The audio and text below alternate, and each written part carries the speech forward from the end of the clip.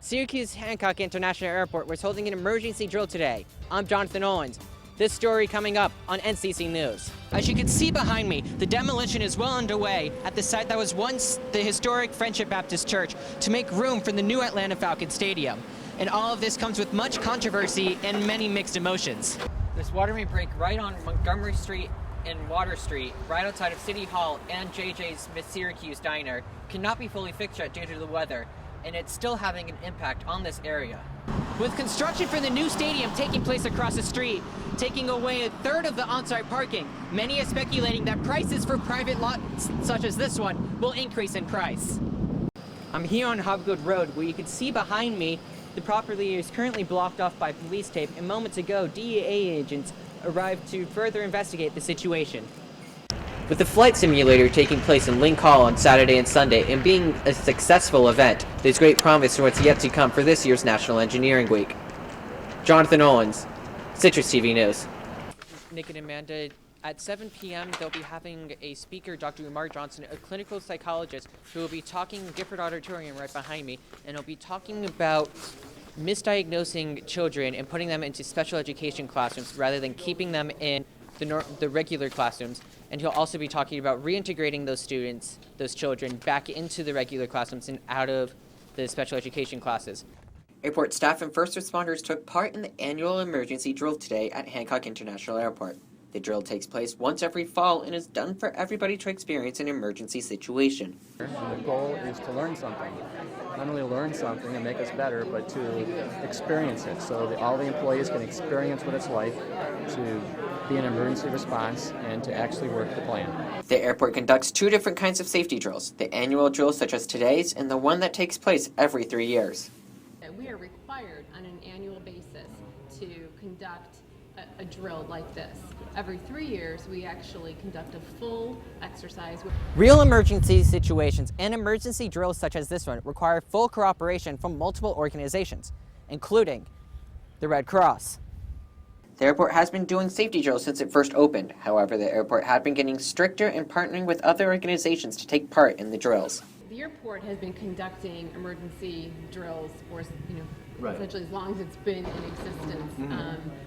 Over the years, we've really drilled down on getting the agencies more involved. So at the end of the day, everybody involved comes back together and discusses the results. We'll have a debrief and we'll talk about what worked, what didn't work. Everyone will kind of give their assessment of how they saw the drill. As you can see behind me, the demolition is well underway at the site that was once the historic Friendship Baptist Church to make room for the new Atlanta Falcons Stadium. And all of this comes with much controversy and many mixed emotions. Crews have been working all day demolishing the historic church, and for many in the area, today's events mark a somber moment. It's heartbreaking. I think it's awful, awful, awful. I mean, the history that's here. Emmanuel McCall, the interim pastor for the church, emphasized the impact that the church has had on people. You think of the people whose lives have been touched and changed. This, for them, was a symbol of hope. To put the demolition in perspective, what it took years and years and years to build, I've watched torn down in a matter of hours, a couple of hours. State Senator Vincent Fort emphasized the historical importance the church has played. The things that occurred in this place, spawned great educational institutions, great movements. Some of the church members who were here today got a chance to keep some of the bricks of the building, and as the 130-year-old building comes down in one day. Reporting in downtown Atlanta, Jonathan.olens, Channel 2 Action News. A combination of Syracuse's century-old infrastructure and the cold temperature is causing massive problems for the city. Over 130 water mains have broken just this calendar year alone. Syracuse Common Council President Ben Robinson says that the Common Council is trying to prevent any more damage. The city is currently attempting to take an act of prevention by seeking out those water mains which are vulnerable to shifts in the land and subject to temperature changes. The city had proposed a plan in the past to help fix the problem. According to Council President Robinson, it was determined to replace at least 5 miles a year, but the price was too expensive. We took a look at the price of that, and 5 years ago, just to replace 1 mile of pipe was about $1 million. Today will possibly be about $1.25 million. This water main break right on Montgomery Street and Water Street, right outside of City Hall and JJ's Miss Syracuse Diner, cannot be fully fixed yet due to the weather, and it's still having an impact on this area. Because of the water main break in front of his business, Joe Tedesco believes that he has been losing money.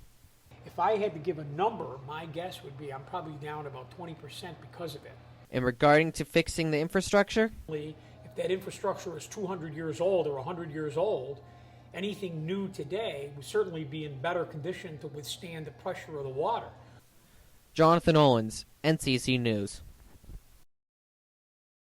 The construction of the new stadium taking place right next to the Georgia Dome has caused it to lose 1,500 parking spots.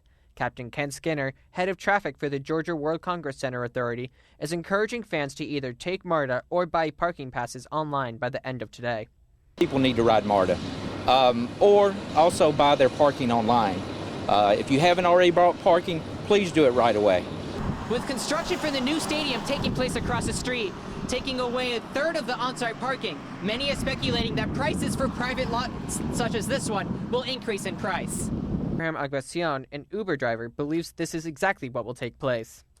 It's going to be a $50 a piece, which used to be $10 a piece a spot, so it's going to be high. Aguacion believes traffic will be a mess.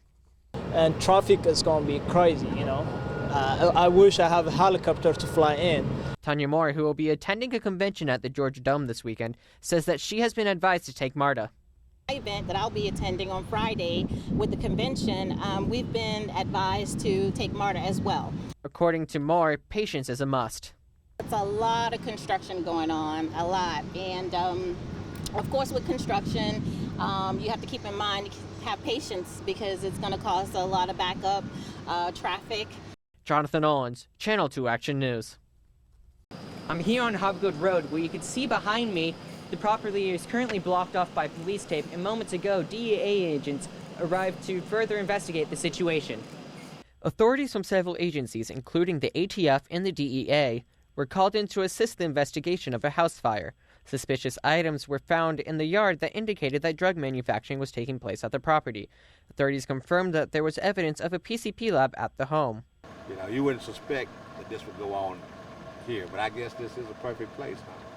Neighbors claim over the weekend seeing huge explosions at this home. One neighbor took pictures of the explosion. Neighbors didn't know anyone who lived at the home or the 2 people that were taken to the hospital. They come and cut the grass every few weeks before seeing someone who possibly lived over there. I have no idea. I have seen people coming in from time to time, coming to check the mail, but that might be 3 or 4 months before I see anyone. The use of PCP was on the decline from the 1980s through the 1990s. In recent years, authorities have seen a steady increase of use. PCP requires chemicals to maintain and is not easy to make. It is an illegal hallucinogenic drug that is generally popular with high school students and young adults. No arrest has been made yet, and investigators are still making their case. Reporting in South Fulton County, Jonathan Olens, Channel 2 Action News. Every year, as part of Engineering Week, Syracuse University and the L.C. Smith School of Engineering put on events to show off engineering advances and projects that students have created. According to Sarah Mack, the program coordinator in student support and the Pride programs at the College of Engineering, the goal of this year is different than in the past. A lot of what our mission has been with celebrating Engineers Week is to bring our college community together, but also now we're trying to expand that to the campus community. So, among some of the events that will take place are paper airplane golf, giant Jenga, and a gingerbread structural activity. One event that has already taken place was the flight simulator, which took place on Saturday and Sunday to kick off National Engineering Week. The event has been going on for around 3 years, but this year the group in charge, the American Institute for Aeronautics and Astronautics, decided to open it up to the entire campus rather than just to engineers. So we have graduate students who run it from a computer on a software program, and then a pilot and a co-pilot will go into the plane, and it flies just like a regular plane. As part of the event, the Chancellor of the University, Kent Syverud, got a chance to fly the simulator. It's a lot of fun. It's a Cessna simulator. The big challenge is three-dimensional driving. I can drive in 2 dimensions, in 3 it's hard to keep track of. And also the controls are different than car controls. With the flight simulator taking place in Link Hall on Saturday and Sunday and being a successful event, there's great promise for what's yet to come for this year's National Engineering Week. Jonathan Olens, Citrus TV News. Good evening. Good evening to you. So, giving us a quick background of Sheldon Silver might help our viewers understand what's going on. Well, Sheldon Silver, like you mentioned, has been the Speaker of the Assembly for the last 21 years. He's also 70 years old now. He resigned on Friday, January 30th, due to pressure from his party and from other members of the Assembly. And this is due to this is due to him facing federal corruption charges due to him allegedly taking over $4 million of kickbacks.